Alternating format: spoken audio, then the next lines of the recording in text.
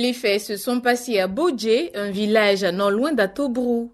Monsieur Akpale Kofi, un baoulé, est cultivateur d'igname dans ce beau village. Malheureusement pour lui, cette année, une autre personne jouit du fruit de ses labeurs.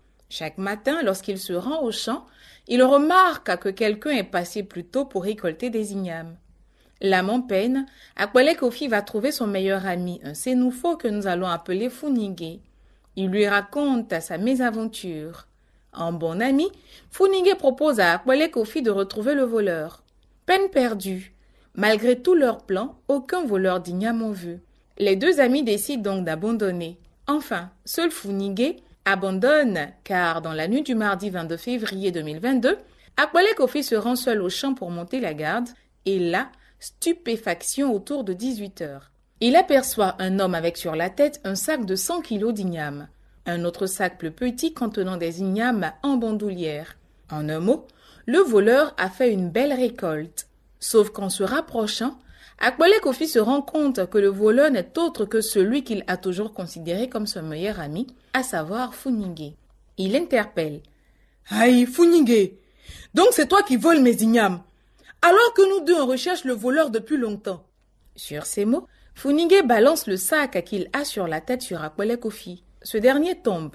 Le voleur en profite pour ramasser un bois et se met à frapper Akpale Kofi de toutes ses forces. Les coups pleuvent tellement que dans un sursaut de survie, Akpale Kofi réussit à se lever et prend la fuite. Dans la panique, il s'enfonce dans le champ. Funingé en profite pour aller chercher une machette qu'il prend la peine d'aiguiser auparavant. Son objectif, empêcher Akpale Kofi de le dénoncer au village. 1 heure plus tard, Akpale Kofi espère que son agresseur est parti. Il sort donc de sa cachette et prend le chemin du retour. Il ne savait pas que Funingé l'attendait. Avant même qu'il ne le réalise, celui qu'il a considéré comme ami pendant des années lui tombe dessus et cette fois, ce sont des coups de machette qu'il reçoit un peu partout sur le corps. Akpale Kofi s'écroule dans une mare de sang, inconscient. Le voleur, devenu sous peu assassin, pensant qu'il est mort, rentre tranquillement au village. La dame à la robe noire, n'ayant pas donné rendez-vous à Akpale Kofi, ce dernier reprend conscience au petit matin. Il réussit à rassembler le peu de force qui lui reste et prend le chemin du village. À sa vue, ses parents sont affolés. Il est conduit illico à l'hôpital d'Atobrou, puis transféré par la suite à Agboville.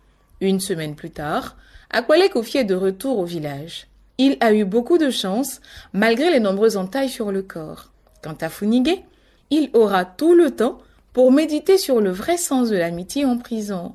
Ça se passe ici. Radio Côte d'Ivoire, Abidjan, 88.fm.